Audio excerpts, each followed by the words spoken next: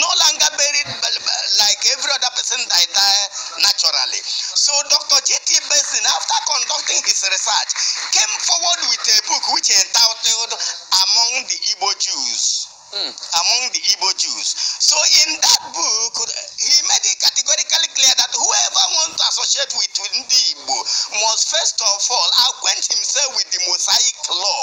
So he wrote this book and took it, according to Professor Nkwalezi, to the King of England, the King George V. Interesting. And told him that he has made one of the greatest discovery of the century, discovering a branch of the Hebrew community in Nigeria. So now the king discouraged him from publishing the book, so that the Igbos will not know that they are part of the lost 10 tribe of Israel, that if they happen to know that they will no longer accept Christianity, which they came to propagate. So Dr. There you go. He said they will not accept Christianity if they knew they was the Israelites that the Bible speaks of. They go back to Psalms 83, man. All right. J.T. Benson could not publish his book until 1934. That's 70 years. Yes, from 1861 to 1934. In that book, you will see 5 naked Igbo virgins. Wow. So then they knew. How did they get to know? An Igbo man from Ihiala here, a community called Iseke, Olaode Ekwuano, he was stolen and sold into slavery. Wow. And he was taken to West Indies, where a British soldier bought him and took him to England, and he gave him to his aunt who trained him. So then Olaode Ekwuano was serving the woman conscientiously. So somewhere along the line, the old woman developed interest in Olaode Ekwuano and told him that if he's able to reimburse her or part of the money spent in buying him, that she will set him free. So the woman was allowing Olaode Ekwuano to go out and do some odd jobs and make some money, and he was reimbursing the woman. Before the woman knew what was happening, Olaode Ekwuano was able to reimburse her. So she set him free. Olaode Ekwuano was the first Igbo man to go to school. He studied in England. Amazing. That was in 1897. 1798. Let me this is fascinating. Let me ask you a question, Abraham. The origin of the word Hebrew, it's such a resemblance to the word Hebrew.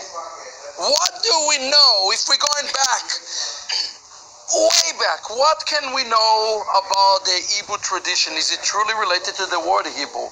Yeah, thank you. Before we're talking about your tradition, I mean, just the similarity in the word Hebrew is already kind of strange. All right. Thank you so much. You see, here in this interview, I will also want to do some dissecting as far as it concerns the Igbo language and the Hebrew language. There are similarities. Yes, so much similarities. Interesting. And you see, my own brother here, Nacho, maybe we'll be talking on the intellectual aspect, while I talk on the aspect that has to do with our connection as Israelites, as is contained in the Holy Book of Bible, and also as it concerns our language. Now, coming to the word Igbo, before people are known as the Igbos, and after some time, it changed to Igbo. Okay. It changed to Igbo because the GBO came in instead of the IBO. Okay. And now the IBO. Because guess what? The original word is what people, the word they use, Hebrew, is actually, in Lashon Kodash, is Arbar. Arbar is meaning from the past, all right? Because Arbar, within the Bible, it's in English, it's Eber, or it's correct, it's Arbar. All right, Shem descended Eber, spoke the ancient language. All right, and the ancient language was named after, it was obvious name after him. All right, the people say Hebrew, but it's Arbar, means from the past, mean that's the language from the past. That's the original language that everybody on the earth spoke, man, in the beginning. All right, so that's what Igbo come from. All right, it's actually Arbar, means from the past. All right. has a close resemblance, like a bastardized form of Eba. Okay. From where we get the word Hebrew. Okay. So, just the same way that in our language we say Bia. Bia means come, but it also means enter. Come and enter. Enter. Yes, and when you come to Hebrew, you also see that Bia means entrance. Wow, interesting. Now, so we have a lot of things like the rice, what we call rice in Hebrew, what we call rice in Igbo land here in some part of the ethnic groups. Yeah. Because you see, when you come to Igbo land, we have different, I put it this way, we have different accents. People who speak the same Igbo language, but with the different, what do you call it, dialect. I use the word dialect. Now, just like when we come to Israel, you know of the people who say Sibolet, and the others say Shibolet. Wow. We have these differences. Hold on a second, just continue. We have these differences also in the Igbo language. We have people who, what do you call it, use dialects. Okay. So the different dialects. Any of the dialects, let me ask you a question. Any of the dialects in the Hebrew language, are there any words in the Hebrew language that you're aware that come from Hebrew? Of course, so many of them. I have a lot of them here. Can you give one or two examples? One of the examples that I have here is that in one of the dialects, the people call the Intensi people. The Intensi people is a part of the Igbo tribe that says Bo. It means the same thing. Come. Boyo. They say Boyo. Come here. Wow. So the same word, the same. How do they say it? They say it again. They say Boyo. In Hebrew, you say Bohena. It sounds almost exactly the same. Bohena. Yeah. So they say it sounds the same thing. And when we come to the word rice in Igbo, there is a tribe in Igbo called the Abakaliki people. What they call rice is erase.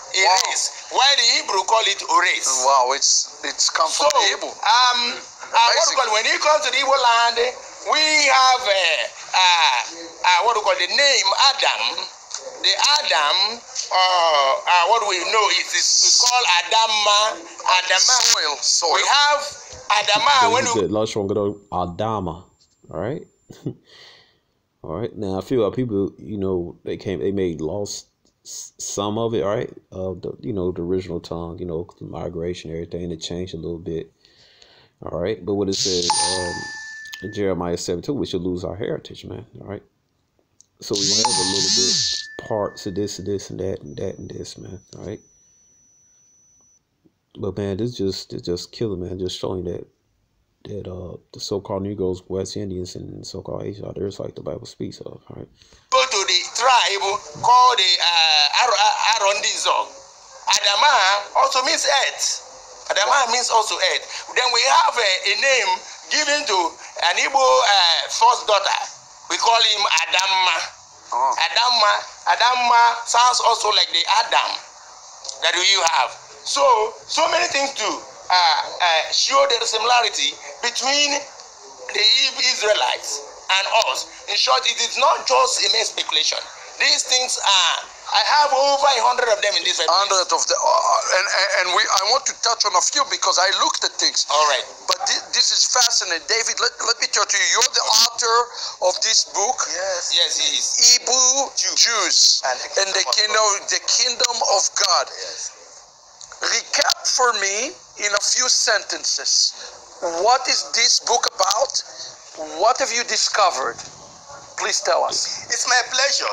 Now, I wrote this book to enlighten the Igbo man that by reason of their circumcision and by reason of the covenant which the nation of Israel has with the God of heaven, that they cannot enter the kingdom except they return back to that covenant, which is Sabbath observance, observing the feast of Passover, the feast of Tabernacle, and the feast of Pentecost. So except the Igbo man comes back and observe all these festivals, that he can never inherit the kingdom of God. That is what the book is all about. So your call is to the Igbo people to return back to the broken covenant of the God of Abraham, Isaac, and Jacob. And that is where today the Igbo man is an object of ridicule, because today we are ruled in this country by the uncircumcised Philistines. We have been so intimidated and humiliated and ridiculed by these uncircumcised Philistines. Now, simply because the creator of the world made a covenant in the book of Leviticus chapter 26, verse 6 and 7, he said that if you will indeed obey my voice and keep my covenant, he said you shall be the head and not the tail. Amen. And if your enemy shall rise against you, Continue. that 5 of you will defeat 100, and 100 of you will defeat 10,000. If you know, that is on the condition of obedience. But if you not obey, he said that I will set my face against you. You shall be slain by your enemies, and those who hate you shall reign over you. So with all this, I decided to package this book. In fact, I've written over 5 like. All right, yeah. So you obey the laws, statutes, commandments of the Most High, He gonna give you the blessings, man. And another thing, it's not about just doing feasts, and you know, keeping the laws, man. It's about having faith in Yahweh, man. All right. Okay. All right. It's all about having faith in the Heavenly Father, man, and accepting His Son, Yahweh, the one everybody even call Jesus. Okay. All right. It says, "Well, faith without works is dead." All right, you gotta show how you show your faith, man, by obeying the laws, statutes, commandments to your best ability. All right, and doing the work, man. Okay, and doing the work, man. All right, teaching our people, educating our people, man. All right, the women, man, you teaching your children, man. Teach the children our true history. Teach them their language. All right. Okay, teach them how things. Teach them manners and stuff, man. You know, and the women, you know, and obeying your husbands, man. You know, obeying and respecting your husbands. You know, do as they say, man. As long as it's not going against the laws, statutes, commandments, man. And you women set a good example for our young women. You know, teach them how to be real women. You know. All right. But due to lack of fund, you know, you Israelites, you don't support the gospel. You don't give us money here. We have no money to publish them. And these things are going to be a legacy for the generation unborn. Because we want to enlighten our people. So you are coming, it's timely. So let me make sure I understand what you're saying. Mm-hmm. You are saying that the Igbo people have lost their identity because contact with their God, with their maker, with their origin. Okay. How do we know? We were this week, Abraham, we were in the place called Ibugad, Obugad, the place, the palace of God. Yes. We saw some things there. How do we know? If you are to tell me succinctly, how do we know?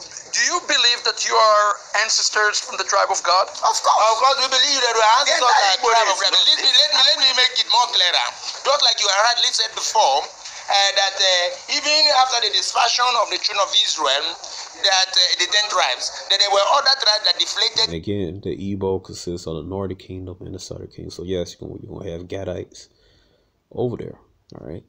And they wear the feather headdress, just like this Gadites over here in the Western Hemisphere, so-called Native Americans, right? To Judah. That's right. And that is to say, a portion, a mixture of other tribes. That's right. Good. Now, when you come to this very part of the world where the Igbos exist, yes, we are called the tribe of Gad because the first person to enter here among all the tribes is God himself. But we have other tribes scattered all over the place. We have the tribe of Judah, we have so many tribes of Dan and Levi in this very place. Right. Now, so but all put together, like we have already said most of the time, that inside every Jew is the 12 tribe. Absolutely. So we are made up of all the tribe of Israel here in Nigeria. I understand that. Yeah. But there's some uniqueness here that we cannot ignore with the tribe of God. Yes. There is some uniqueness. Yes. You had the tribe of Gad, you had this and that coming to Nigeria. All right, you had other tribes come to Nigeria. All right. Okay, just clearing it up if you know. All right, but anyway. So everything that you know is passed orally. Yes. Is that correct? Yes. Everything that's how it is the oral tradition. Storytelling. That is the way our ancestors passed informations to us in the olden days. Because you see, actually, when we came down to this very place, because we were surrounded by so many enemies, so our ancestors began to make code. In some of the knowledge that they have, they coded it in form of story, fair stories. They put stories that are talking about the tortoise, talking about the bird, using animals to make representation in order to code it so that our neighbors will not be able to really understand who we are, but our own people understand, because it is like a code. Can you give me an example of a code? Yes. Yes. Give me an example of a code like that. Like a code that say who they really are, but so that they will not able to understand. So now when you give the true story of the tortoise, the Igbo man is depicted like a tortoise. Okay. The tortoise is in Igbo land is known as a very wise and cunning animal. And because of this, they tell our children the stories of how the tortoise do this, how the tortoise do the other one, showing or trying to depict the fact that the Igbo race came from a very wise people. Okay. Right. Now, when we come down, in every garden that we do, because when we left, we still had in great quantity the customs, the traditions that were handed over to us way back from our fathers. So when we gather like this, our people will say, Igbo, when? Yeah. The response will be Ya. And Ya is a short form of Yodevahe. So this has already all the time been with their people. We didn't learn it from anybody. Let's take a tradition. Correct. Let's look at something like this. Circumcision. Right. Were you circumcised in the 8th day? All right, good. Yes. Here in the whole part of Igbo land, there is no part of Igbo land where... I'm just curious at the older men here. Were you all circumcised in the 8th day? Yes. Now, So you know the Igbo days is 4, but why would they do it on the next week? All right, why they ain't do it on the 4th day? All right, because they spirit back when they are the Israelites, man. All right, they're the days before they came to Nigeria. Their days was 7 days, so I don't know how it happened, but somehow it went to 4 days. But they still did the circumcision, right? And this before they had came in contact with the Jewish people, right? Circumcision is not done on the 8th day. But you see, with the coming of the white man and the introduction of modernism, even they are beginning to use our doctors to force the people to be either circumcised before the 8th day or after it, with some flimsy excuses like that. So this is just happening. It's just happening now. But before now, it is a must that when the next child is born in Igbo land, he must be circumcised. So let's say I go 1 or 2 generations back, sir, yes, to the generation of your grandfather. Yes. It would not have been heard of. It's unheard of. It's a taboo. It's a taboo to give birth to a male child. Even before the 70s, you are talking of way back. I'm talking before the 70s, before the war. So you're talking about recent. So let me ask you a question. Yes. When you circumcise your child on the 8th day, do you actually name him? Yes. It is the same day that the child is circumcised that we do the naming ceremony. And that's the most Jewish thing. Yes. And we do not only name our children just by mere naming, either we name them according to our ancestry lineage, or we name the child according to the circumstance behind the birth of that child. Amazing. Or the market day on which is born. Amazing. That's absolutely amazing. So you do circumcision according to the house of Israel. Yes. On the 8th day. On the 8th day. Let's talk about other things that are amazing. All right. In a wedding ceremony, let's talk for a second in a wedding ceremony. All right. Do you have a canopy? Do you have something resembling a chuppah? Yes, we have. What else do you do in the ceremony? I read that do you do something with the wine? You drink a cup of wine? Thank you. In every Igbo tradition and ceremonies, Yes. Wine is a very important part of the ceremony. You can't do any ceremony without wine. Okay. Just exactly the same way the Jew Israelites do. We do everything that we do here, and the prayers are done with the wine. And what is the thing about the money to give money in the wedding? What is that all about? Thank you. In the money that we give in wedding, one include the paying of the bride price. You price the bride? We pay the bride price. That is to say. That's amazing, yes. Because in a Jewish ceremony, yes. you pay the rabbi yes. to purchase your bride. Yes, that's exactly. That's a Jewish ceremony. Yes, that's what we do. In Judaism, you also do what's called a ketuvah. Do you have something similar to that? Yes, in Igbo land we have a kind of ketubah, but it is an oral ketubah and not a written one. Oral ketubah. Actually, when a woman is married to a man, that woman remains the wife of that man until either the man decides to divorce the woman, either by reason of some certain misbehavior or whatever. If that man divorces the woman, for him to show that he has divorced the woman, he must give the woman a certificate of a divorce. And that you have the concept of a certificate of divorce. And the certificate of divorce is that he will go back to the family of that woman and collect back the bride price. Amazing. Because all the ceremonies that are done in marriage, it could take you 1 million naira to do a marriage ceremony, but it could maybe take you about maybe 100 naira as a bride price. Amazing. So when you take back the 100 naira from the family, because they are not going to give you back all that you spend in the ceremonies. The only thing that is possible to give you back is the bride price. So the moment you collect back the bride price in good faith, it is the certificate of divorce that you are giving to that woman. That woman now has right now to remarry. Amazing. What about if your brother dies? Thank you. Are you responsible to take his wife? Thank you. Yes. In the Jewish tradition, we call it leverage marriage. In Igbo land here, we have leverage marriage. When a man is married and he could not produce a male child to represent him here on earth, because we call it in our own tradition, ahamefuna. Ahamefuna. No man born child in Igbo land that will want his name not to remain forever. So if we can't get a male child to represent him, so when the moment he dies, the brother or the nearest kin will take over the woman to produce a child in the name of that his brother, and we call it Ikuchiwai in Igbo land. Do they have significance, David, to the firstborn? Do you do anything for a firstborn in the Hebrew tradition that you're aware of? Of course, the firstborn is the owner of his father's obi. This obi, an Igbo man whose wife is under menstruation, do not allow him into his obi.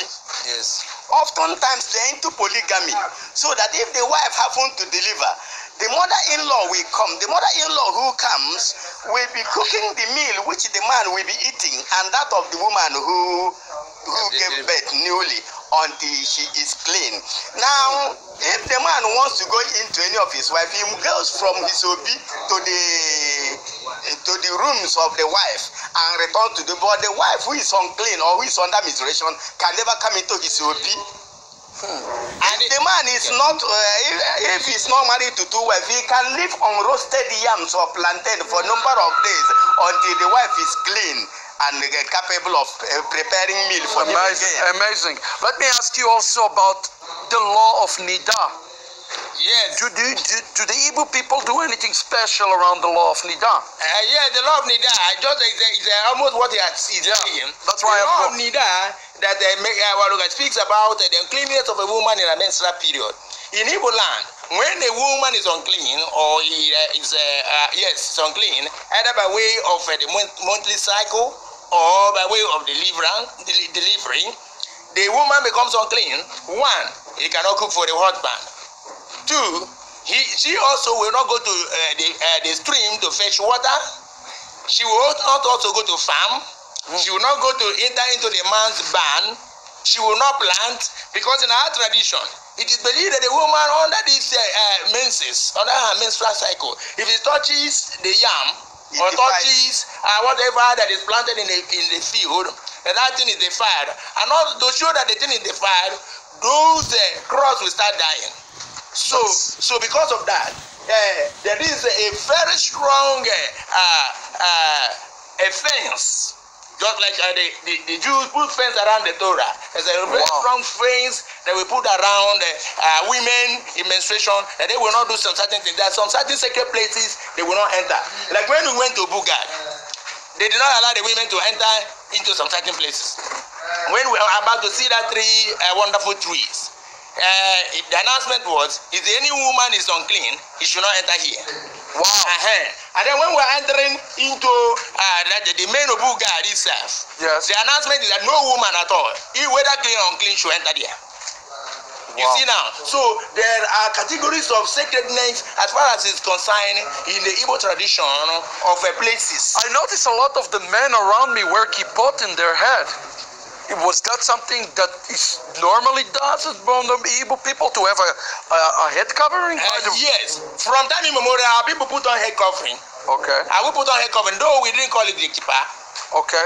See, and like the one we gave to you yesterday, yes, it's a symbol of but yeah, you're not gonna find keeper in the scriptures. All right, we wear mitres and stuff, but I can tell you, the Jakes in Yemen, right? They wear that around their head, and they got those side curls, you know. And I heard that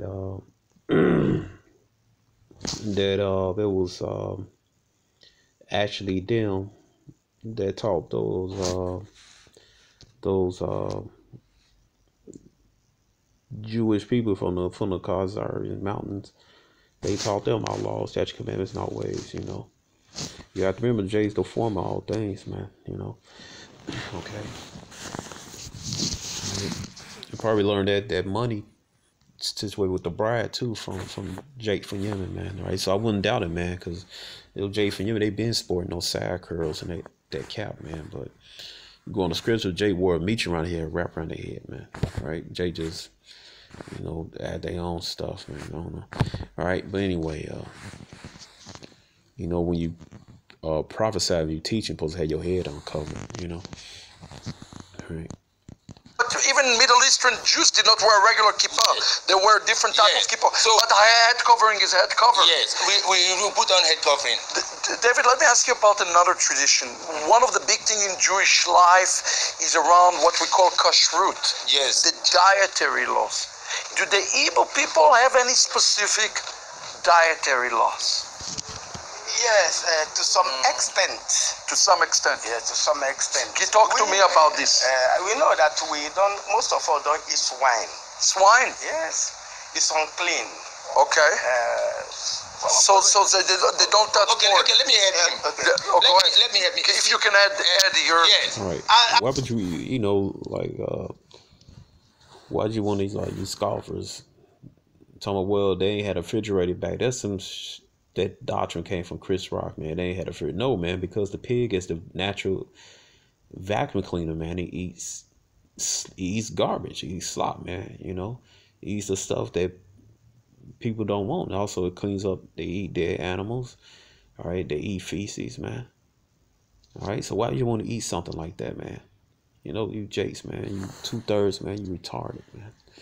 All right. As far as the law of kashrut is concerned, the evil man observe the law of kashrut, but because of our fallen nature, there are some certain communities where some of these law of kashrut is obeyed. Some places they don't eat some certain things. Like when you go to Newi, they don't eat ewi, the rabbit. Yeah. Though some other they people, don't eat the rabbit. They don't eat it. They do or they don't? Yeah, they don't eat it. Rabbit is kosher. Yes, it's unkosher. So, and then when you come to some places also, they don't eat swine. Okay. So the thing is scattered all over the place. Some people are still keeping the tradition as it is kept here, was handed over to us. But somehow, because of the fallen nature of the Igbo man, as far as the kashrut is concerned, the people are not keeping it like they are keeping over other laws. What about mixing meat and dairy, for example? They don't have that level of kashrut. Yes, in Igbo tradition, we don't mix the two. You don't mix the meat and dairy. That's a very important law of kashrut. Yes, you do not mix them. No, we don't mix it. Wow, absolutely amazing. Because you see, down here, our people are not nomads like our neighbors. So we have nothing to do with even meat to come together with meat. You know, the sad thing for me is I'm hearing about those traditions, but really those. I think he talking about milk and milk. Oh, talking about dairy and meat and stuff. But really, that law is talking about eating a young. It's actually talking about eating a young calf. You know, right? But anyway, right. Tradition now with the new generations, they're evaporating quickly. Of course, to a large extent. And I'd like to ask a question. How do we maintain those traditions? And what should be the next steps, in your opinion, David, for the Igbo people? It's my pleasure. Now, the awareness has started coming. You know, prior to people, we are in doubt, even though we had all these traditions. But somewhere along the line, when the King Solomon Sephardic Foundation, they were here in 1996. All right, so I think it was something else I want to bring out. Something. Let me see something else. Out of his compound. If it's a woman at the backyard, depending on the age. So we don't have cemetery, a particular place we call cemetery, where we bury everybody. No, it must be buried. A man who dies in Lagos is brought back to his own for burial. Oh wow! If he dies in America, they bring him down here and bury him. You're kidding me? We don't bury him in Igbo man outside. And wherever a man is buried, it becomes. All right, but you know, you can look at the rest of the video yourself. All right, just want to get this. And again, this is not my video. This is not my audio. All right, this is for educational purpose. All right, so you can see right here. I'll show you. All right, this is for educational purpose. All right, so I do not own this video clip or the audio to it. All right, so I have not made any profit from it. All right, this is for educational purpose. All right, let's go to the rest of the video. All right, and they've been doing no customs before Esau even came here, man. All right, so let's go right here. Watch this. Come on.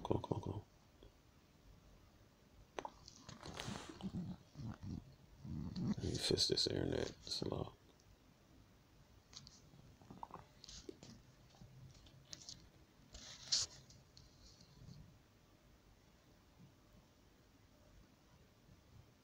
No connection. It's back online. All right.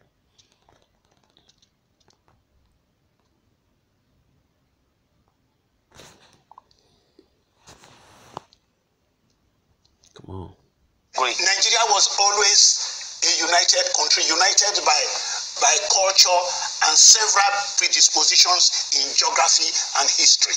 To be honest, when we go from as far back as we can think about it, all the migrations through Africa from the Middle East,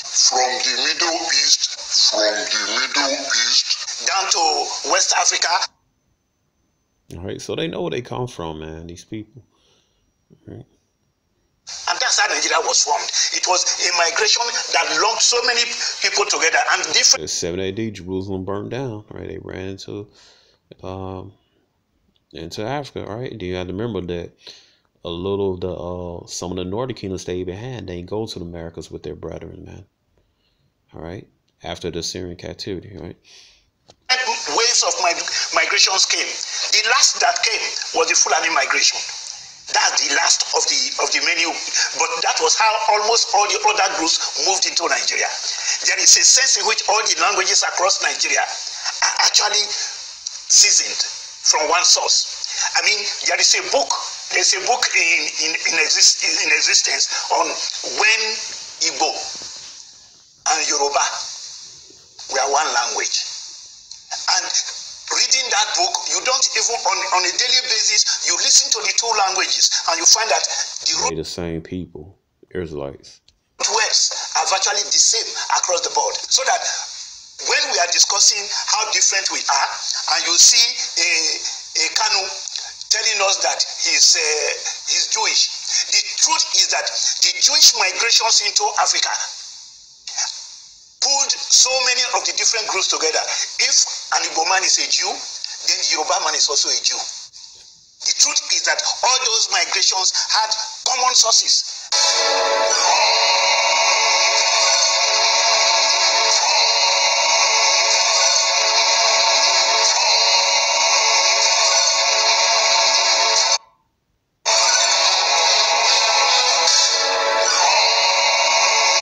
Alright, so another dagger. Alright, now watch this.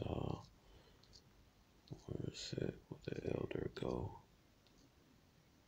Alright, watch this. Another one.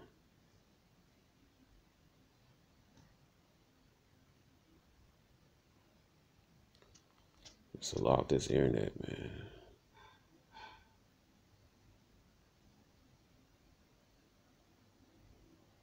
Call themselves Biafrans. Yeah. To come out from Nigeria because our customs, our beard, everything about us differs from the northern.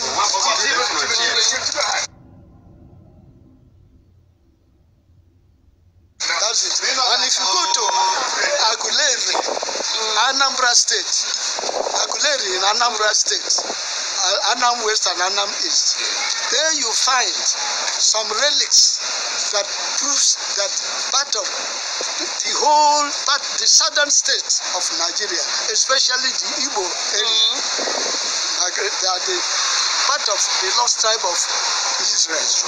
Wow. So it is there, it's documented. Yes. So all these things that makes Nigeria what it is today is just a collection of many tribes, many people. Like our build, if you see our structural building or our appearances, it differs from the north.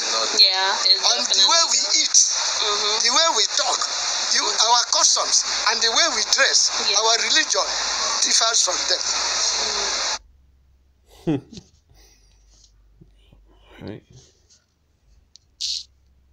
Alright, so there's no doubt, man. These people are the Israelites, man. Alright. So we're not running away from West Africa, man. Alright. There are people in West Africa. The Israelites, the Igbo, Yoruba, the Fulani. Alright. Those are people, man. We ain't running from nothing, man. Alright. Let me go back to where is it? Where is it? Alright.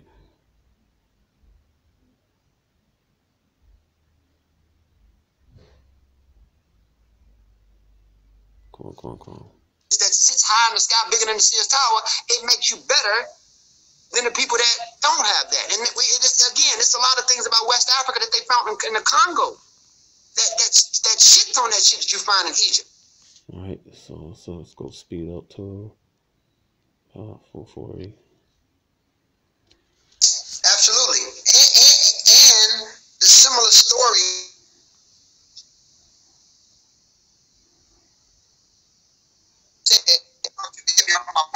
But even the similar stories that the Hebrews went through, and being Homo sapien, symbolic thought is what drives us as a species. So when you have stories like people were oppressed and they resurrected, and you had prophets coming to let their people free, a lot of our people can relate to that, because you got to remember, we were stripped from our identity.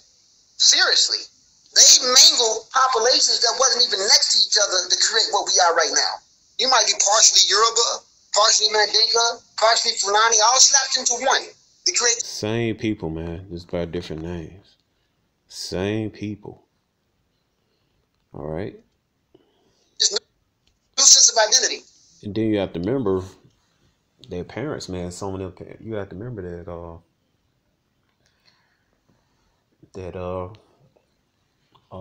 because as a whole nation of Israel, majority said they're gonna lose their heritage, man. But the Most High allowed a little bit of that knowledge to stay in there so that the future Jakes could wake up, man, and start putting the pieces together.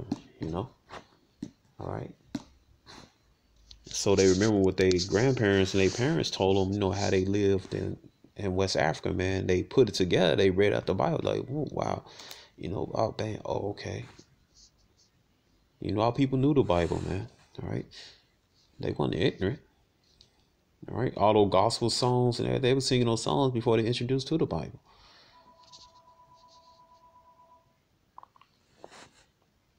Not even speaking your mother tongue.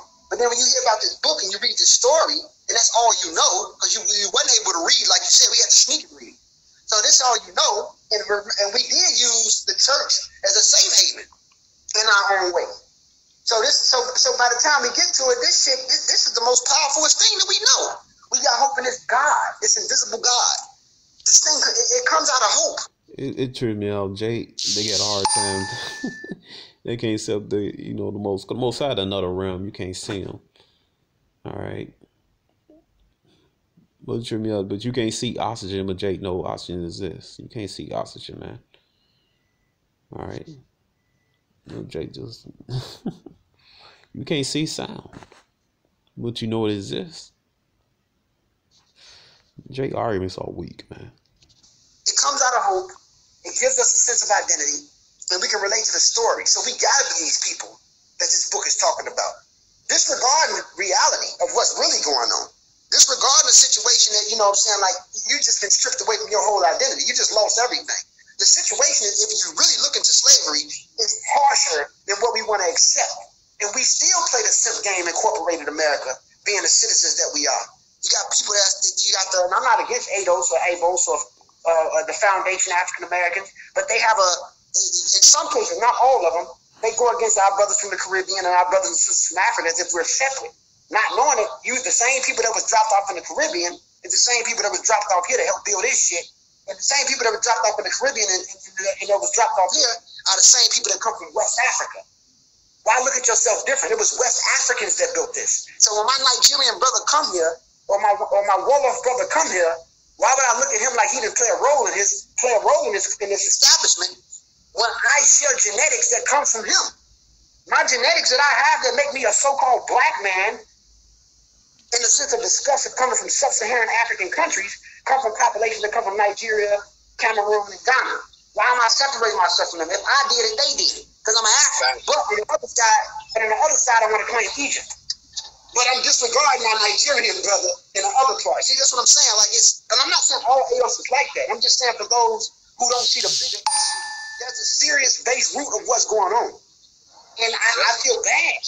I feel bad for my brothers who call themselves Hebrews and talking shit about Africans. I feel bad against my brothers who call themselves Moors who talk shit about Africans. I feel bad for the ones who say that they're Aborigines and talk shit about Africans. And I feel bad for the continental Africans or brothers from the Caribbean who talk shit about African Americans. All right, but we're not Africans. We're Israelites. All right, even the Israelites come from West Africa, man. They look at the dumb stuff that Israelites in America do, man. All right. But that's all part of the curse. You go to Deuteronomy 28:54. All right. Though there beef all the us between talking about the actual Israelites in America and Africa, man, in the Caribbean, man. That's part of the curse. Deuteronomy 28:54, man. Now we're not the Hamites. All right. Talking about the actual Hamites in Africa, those not our people. Not knowing the bigger issue, there's a cause to all this shit, and we disregard that. It's crazy. Yeah. You hit it right on the head, because while our African American experience is and even the Caribbean brothers and sisters and down to South America, our experiences in the so-called New World was slavery, but our continental African brothers and sisters experience on the continent was colonialism. Yeah. Yep. And they're not the same thing. So to say, but they both have a mental overall effect on our worldview and experiences as a people. It's the same thing, all right. If I'm not mistaken, some of our people were enslaved in West Africa. All right, even colonialism, number mental slavery. All right, okay. With the Israelites in West Africa, man, that's worse. We in captivity now. We don't got no chains now. All right. A lot of people in mental captivity, man. Right. And drawing that out is the much bigger issue than anything else. And like you said, like I said earlier, it goes back to that dang on book, because that was the tool that was used the most against us. All right, stop it right there. All right, so you know how people they've been had this book, man. All right, they've been here. They do the scriptures. All right, let me get this right here.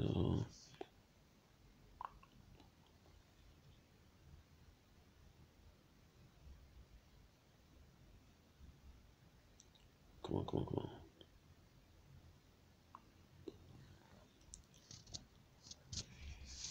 This right here. All right, and the reason why Garfield they don't like us, man, because we speak the truth and bringing out the truth. All right. There's no such thing as black, African, African American, man, Nigerian. Those are bad words, man. All right. Anyway, it says Psalms 85:11 said, "Truth shall spring out of earth, and righteousness shall look down from heaven." Right. So truth come out that we are the Israelites that the Bible speaks of. Okay. Let's see. All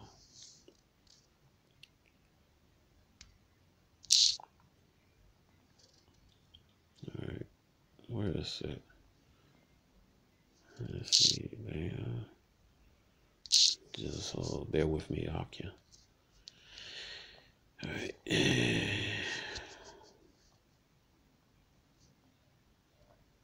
Now, all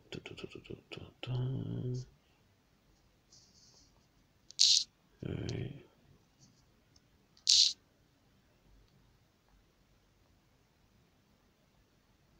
It says right here, page 39 from the book, Service of Allah, by Sylvia A. Diop.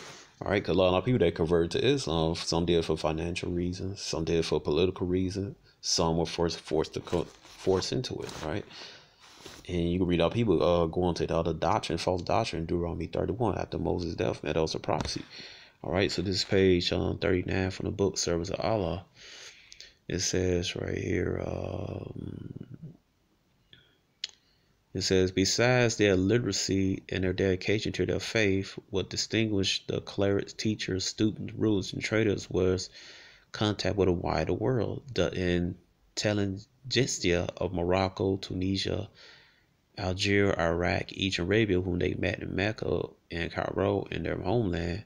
When a foreign visit, the scholars were familiar with the works of Muslim individuals from a wide range of countries who used Arabic as their field of communication. They also had access to books from other religions in their Arabic versions, as confirmed by Mungo Park, who mentioned having seen the Pentateuch of Moses, the Psalms of David, and the New Testament of Yahushua that he called the Book of Isaiah during his travel in Singambia at the end of the 18th century. All right, at the end of the 18th century, end of the 1700s. All right, so they was from my knowledge, they was still getting J from over there. All right.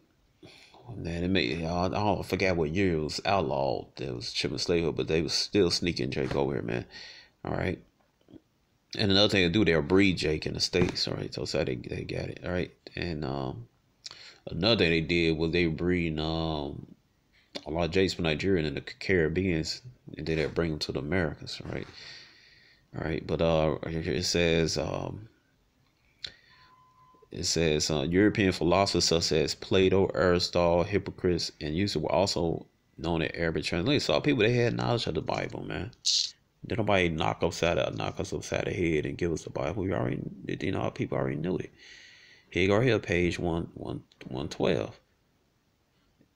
It says, and you can read it again. It says, reading the Bible also presented real intellect, religious interest of Muslim, true comfort, enabling them to go back to a spiritual world they had devoted many years of their free life to study. They all knew the character and stories of the Holy Book. All right. Since the Quran speaks above the Old Testament, New Testament, in addition, some already read and studied Christian texts in Africa, as confirmed by Mungo Park for Simigabia. All right. Okay. So it's page 112, book on service of Allah. All right, so you go right here. It says what this is from the book. I believe this page, I think 26, 27. All right, the center one. It says a Spanish priest writing about synagogue in 1642 was happy to report that he had baptized 400 white children, adults, including 25 white Hebrews. Jews had been expelled from Spain and settled in synagogue. Right? But these were not white people, man. These were not Edomites. These were Jakes, man. All right. These were Israelites. Why? Because they phenotypes. Some they had like sharp noses, thin lips, or they had high cheekbones. And that's what Esau does. This is page 97, the same book. All right, gonna tell you why Esau did it, man. It says right here, it says the myth of Muslim superiority has started to develop almost 2 centuries earlier, had taken many forms over the years, right? Because Esau believed that people that say Islam they're superior to other Jays, but the other Jays had the same type of knowledge, man. But this is something Esau made up, man. All right, it's something he came up. All right, anyway, you know, our people just had our people that was into Islam. They was connected to the world, man. You know, they just knew some things, man. It's not to say people who wasn't Islam they didn't know anything. They did know some things, man. Why would Esau have them over there building stuff, you know? All right, but anyway, it says. Sir Charles Lyell, for instance, who traveled through the United States in the mid-1800s, emphasized the parallel he saw between intelligence and white looks exported by Muslims. On St. Simon Island, he had met Salih Bali and his children mentioned they were superior intelligent, had countless of more European caste than those of ordinary Negroes. Bill to me the time had a quarantine Englishman had higher caste of features. So I'm going to skip down here. All right, it says the Negroes from Senegal are handsome race of people and features resembling whites with bodies tall and well limbed. Right, so you know our people they had those sharp noses, had those thin lips, had those high cheekbones, and they was tall and anything. All right, people.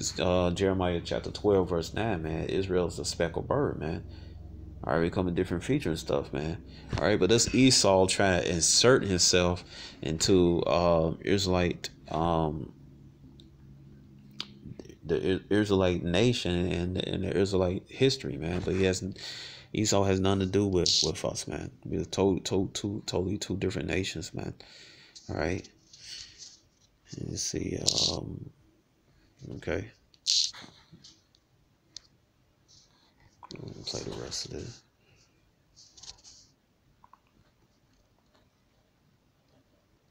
Come on.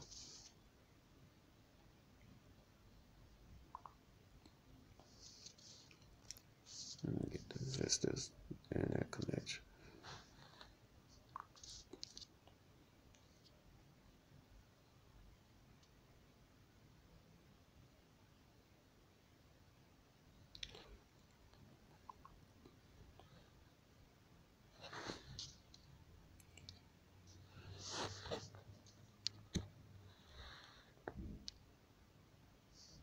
Identity, not even speaking your mother tongue. But then when you hear about this book and you read this story, and that's all you know, because you wasn't able to read, like you said, we had to sneak read. So this is all you know, and we did use the church as a safe haven in our own way. So by the time we get to it, this is the most powerful thing that we know. We got hope in this God, this invisible God. This thing, it comes out of hope. It comes out of hope. It gives us a sense of identity. Talking about hope, you have hope when you get that paycheck. Or even if you got your own business, you got hope that your paycheck, your money gonna go through that bank and having this money. Man, what you talking about, man? All right, you got hope when you call that woman to come over your house to give you some sex. So we can't have hope in the Heavenly Father deliver us from all this afflictions in our captivity, man. And ultimately the destruction of America, we can't have hope in that. Jade. Oh, I swear. And we can relate to the story. So we gotta be these people that this book is talking about. Disregarding reality of what's really going on. Disregarding the situation. You don't know what's going on, man. Because if you did, you wouldn't be talking so much ignorance. You know what I'm saying? Like, you just been stripped away from your whole identity. You just lost everything. the situation is, if you really look into slavery. And I just showed the video clips of the Igbo saying they Israelites, the customs, everything, and that's before they came in contact with the Jewish people, right, and the other tribes of Edom, right. Is harsher than what we want to accept, and we still play the simp game in corporated America, being the citizens that we are. You got people and I'm not against ADOS or ABOS or the Foundation African Americans, but they have in some cases, not all of them, they go against our brothers from the Caribbean and our brothers and sisters from Africa as if we're separate. Not knowing it, use the same people that was dropped off in the Caribbean.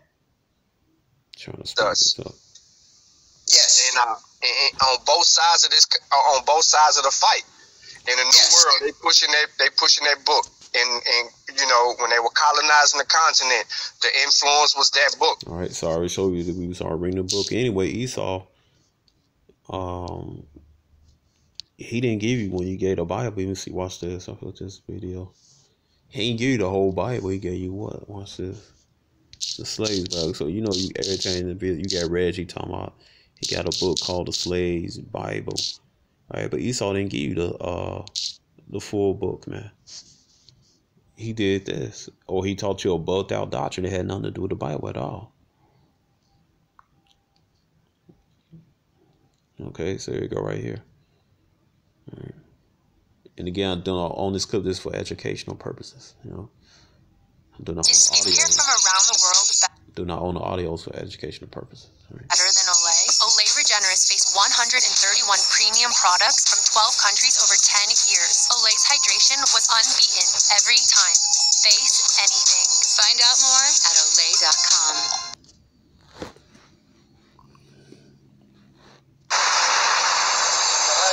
Inside Washington's Museum of the Bible, a single volume that is like no other.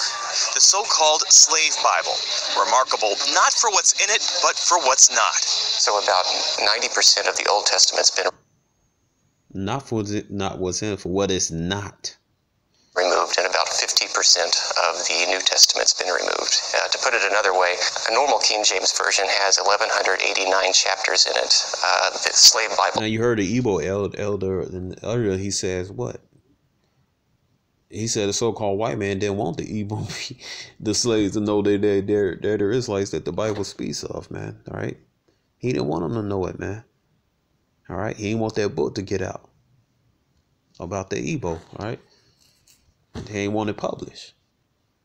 All right. Has only 232. Missing are chapters and verses that might have encouraged uprisings. Book of Exodus, redacted. Might encourage uprisings. Could welcome up to the fact they are the Israelites that the Bible speaks of, man. No story of Moses demanding Pharaoh, let my people go. Gone is Galatians, and the verse, there is neither bond nor free, for ye are all one in Christ Jesus. It's talking about Israelites, man. Whether it's like a slave, whether you bond or free. All right, they all Israelites. All right. And no Jeremiah. Woe unto him that useth his neighbor's service without wages. What they've left in. Yep. Yep. All right. Okay. And are verses such as Ephesians 6:5, which is the famous verse, slaves, be obedient to your master. Looking at this Bible, it's hard to tell that anything's been taken out of it.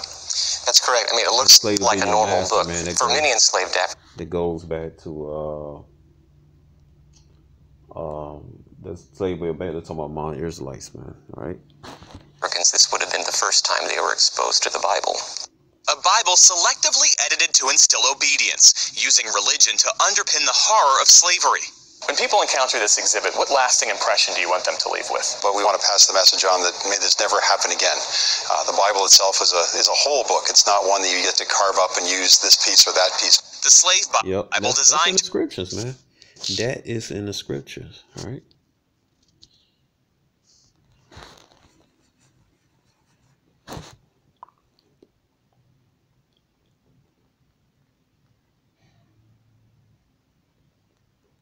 Come on, man.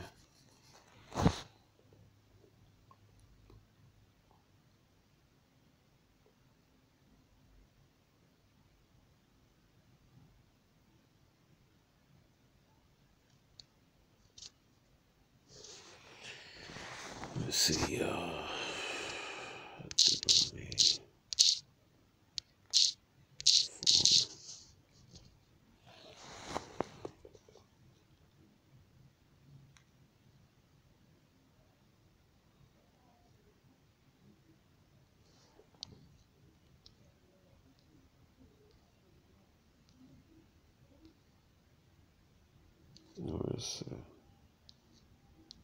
Yeah, Deuteronomy chapter 4, verse 2, ye shall not add unto the word which I command you, neither shall you diminish aught from it, that you may keep the commandments of Yahweh your power, which I commanded you, right?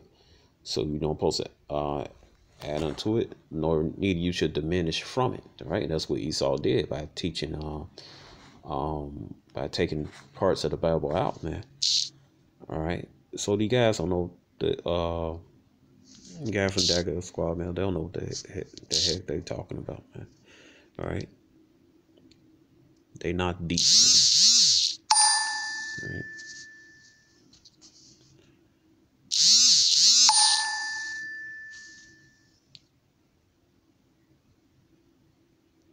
All right. Let's see.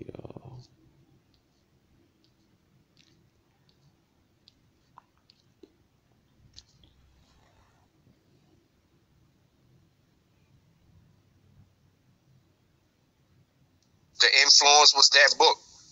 Yes.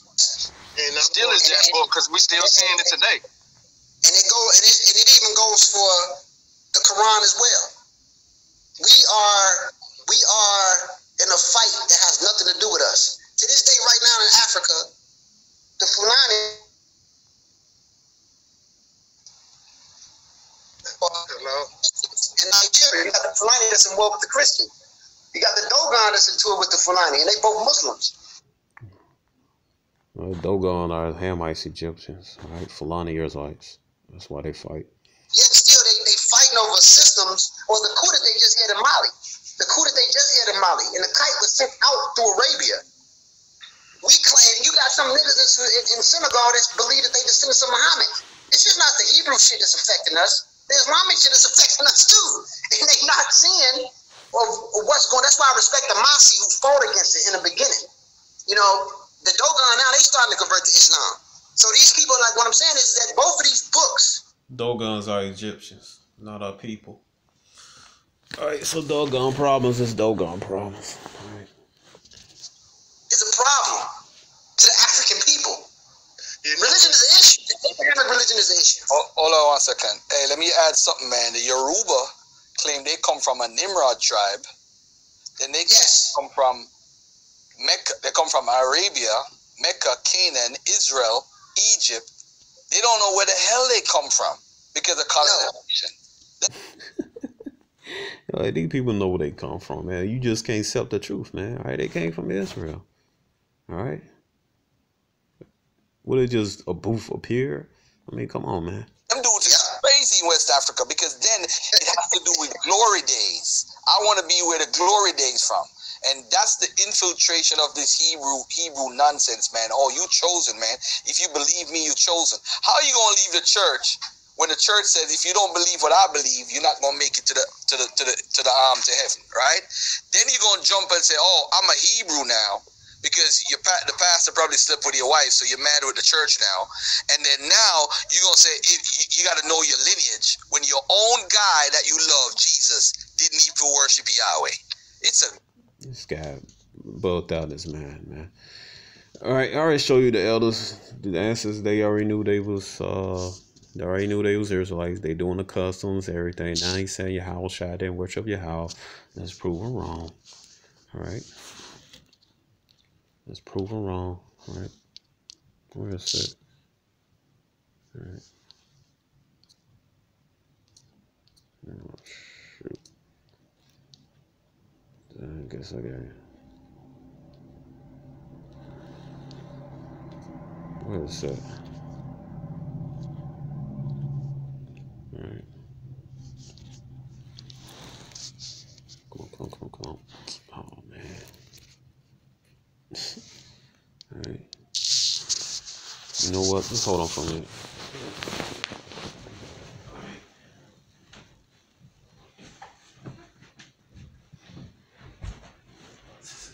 get it on internet slowing down. The physical book. Alright, just bear with me, y'all.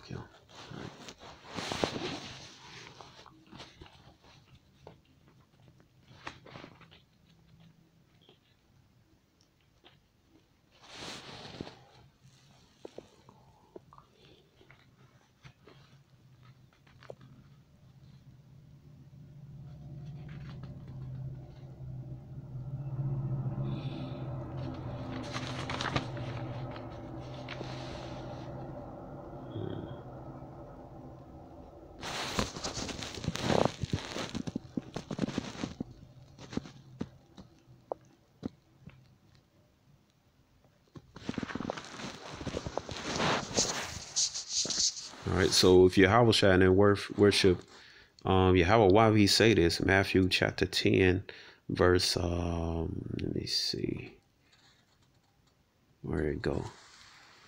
All right, it says right here, Matthew chapter 10, verse 32. It said, whosoever therefore confess me for men, him will I confess also before my Father which is in heaven. But whosoever shall deny me for men, him will I also deny before my Father which is in heaven. Why is he making reference to the Heavenly Father if he ain't worship Yahweh? I mean, come on, man. This guy's stupid, man.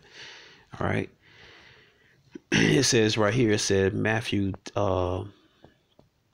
10, verse 28, and fear not them which kill the body, but are not able to kill the soul, but rather fear him which is able to destroy both soul and body in hell. All right, and hell is not talking about no grave, man. I mean, no, Salak. Hell is not talking about a place where there's fires or red devil or pitchfork, man. All right, it's talking about the hell, talking about the grave, man. All right. So, Salak, move back, all right. So,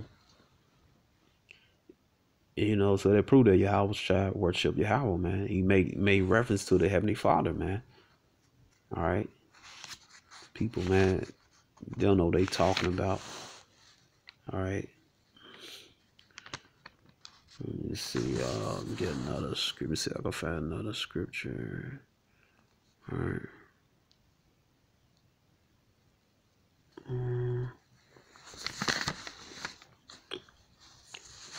Let me see.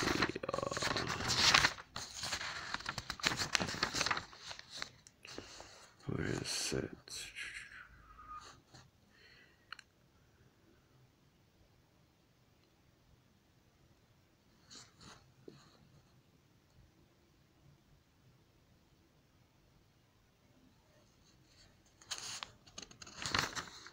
Where is it? All right. All right. So why if your house shall then worship your house, why we say this? All right, Matthew 27:46. All right.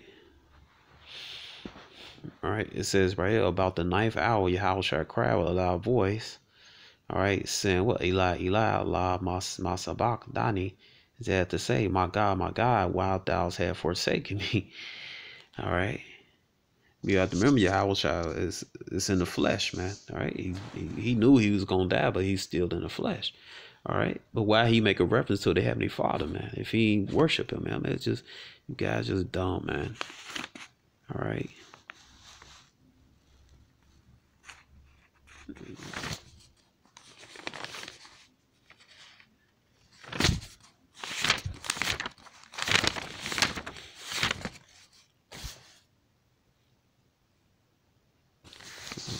I see another scripture. I hate when I lose scripture. All right. Let's see.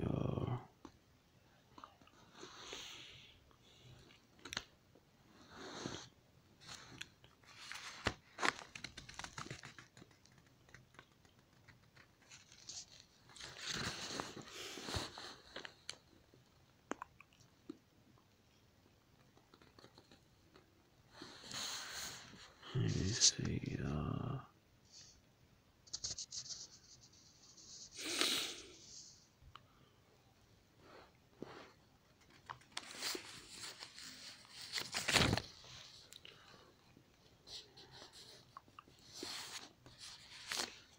know. So anyway, let me play this. All right.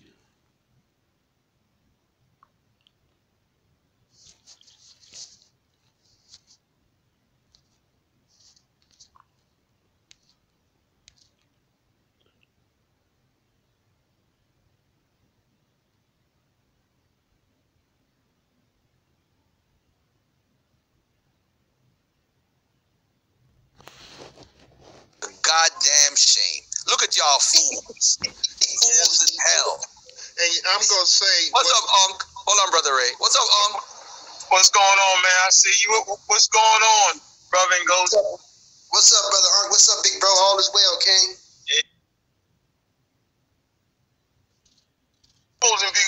All of a sudden. All right, so he mentioned Moors,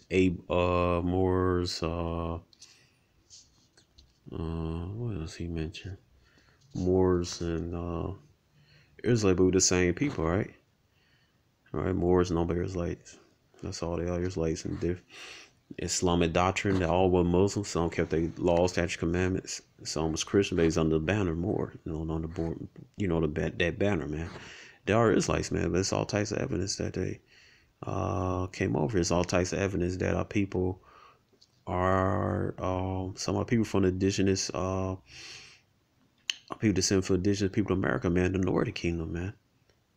That's just facts, man. Here go a book from go this right here, a book from Black Crescent, page 32.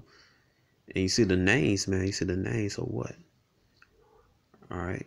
Of Moriscos, Moors, and Sephardi and Portuguese Jews, all right? I believe it's either one Sephardi or Portuguese Jews. All right, it says, you see the names, man.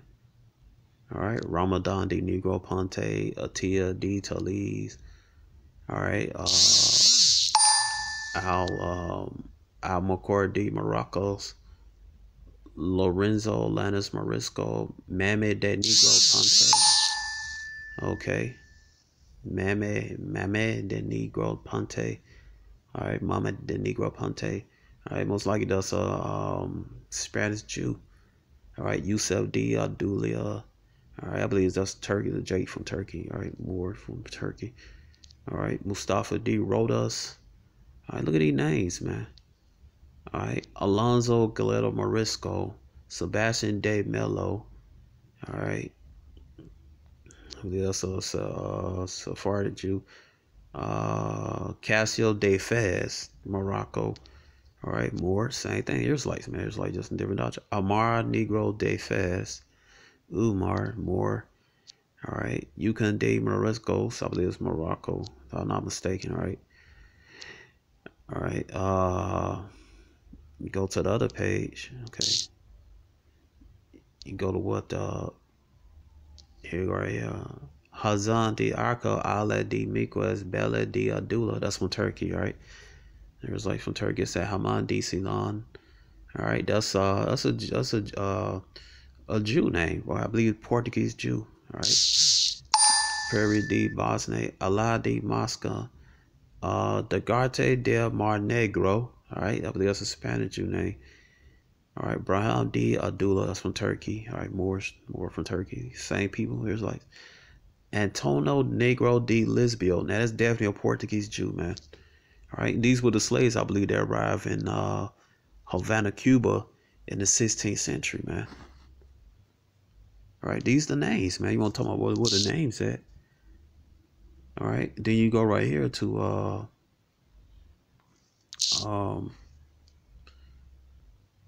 what is that? Where's that page at? All right, and I believe this is just hold on, bear with me. All right. Let's see. All right. This is the book Slavery in America by Dorothy Snyder and Carl J. Snyder. All right. This is page 217.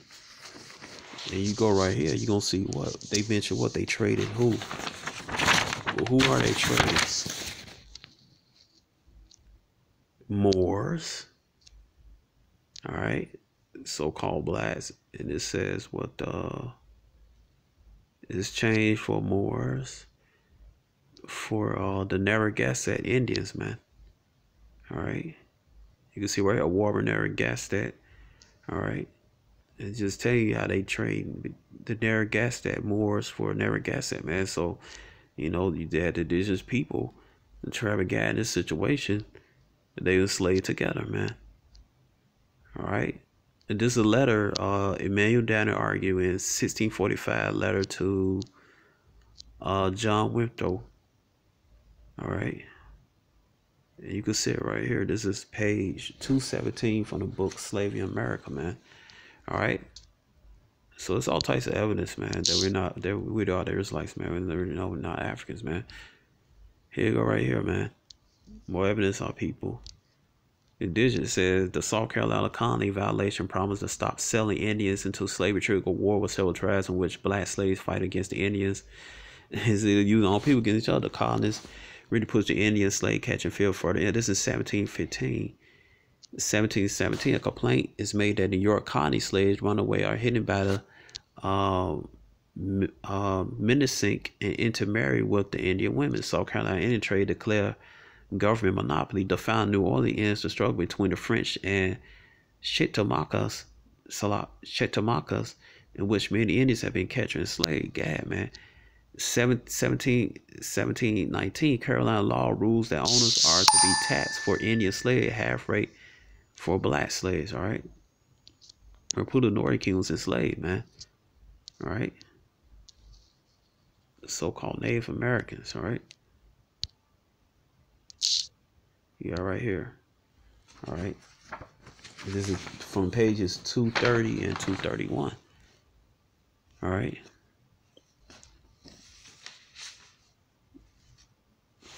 It says right here, small 1697, small parts from the slave ship spread 500 miles from Charleston through Indian tribes by the way of contaminated goods. Early settlers, especially in the South, some Indians take up a European definition of racial slavery as a few by black slaves to U.S. laborers. A trend that's part of the curse of Deuteronomy 28:54. All right, it says right here 1700. Another part of curses. All right, the curses. 1700, 1710. In South, British Allied Indian slavers, not slaves, slavers organized large armies in small parties to capture other Indians for the slave trade. Deuteronomy 58:54. Man, what you think? Who they trade, man? They was taking Gadite slaves, so-called Native American slaves, and selling to the plantation all through the South, man. Also in the Caribbean islands. And then what? They was mixing with the Southern Kingdom, man. Judah, Gad, Jad, and Judah blended together, man. All right, right here, 1705. Pennsylvania passed a law forbidding importation of Indian slaves from North Carolina. Come on, man. Virginia declares Negro, mulatto, Indian slaves within dominion to be real estate. 1706. Louisiana settler requests of France that they are allowed to trade Indian slaves in West Indies for black slaves at the rate of 3 Indians for 2 blacks. About this time, against orders of the French strong Louisiana residents began a slave trade with West Indies. Sometimes it changed to 2 Indian slaves for 1. 1708, South Carolina law rewards a gun with friendly Indian who takes a prisoner or kills an enemy Indian, and powers command officer about all captive enemy Indians above 12 years of age and ship them to the West Indies as slaves. I mean, come on, man. All right, we're the Israelites. All right. All right, let's talk about Travis Gad right here. Look right here. It's one I want to get. 1679. In Virginia, act is passed declaring for the better encouragement of soldiers, whatever Indian prisoners are taken in war should be property of soldiers taking them. Gad. New York abolished Indian slave, declaring all free except such have been formerly brought from Bay of Campeche, Mexico, and other foreign parts. All right, they slaving up right here, Mexico, man. All right, Campeche, that's where the Mayas at, Zebulon. And then said other foreign parts, you had the rest of 10 tribes come up here to America, Deuteronomy 28:68. For you scoffers, man, like to say that the people from Mexico are not Israelites. All right, right here, man. So it's just telling you, man. They abolished Indian slavery, so-called abolished Indian slavery in 1679. All right, because they were still enslaving the Northern Kingdom. All right, but anyway, right, just showing, man, our people, man, are the Israelite Bible speak of, man. They're not Africans, man. I mean, I know the truth hurts, man, but hey. But anyway, man, I'm gonna end this, and hope you've been edified. The mic been dropped. All right, shalom.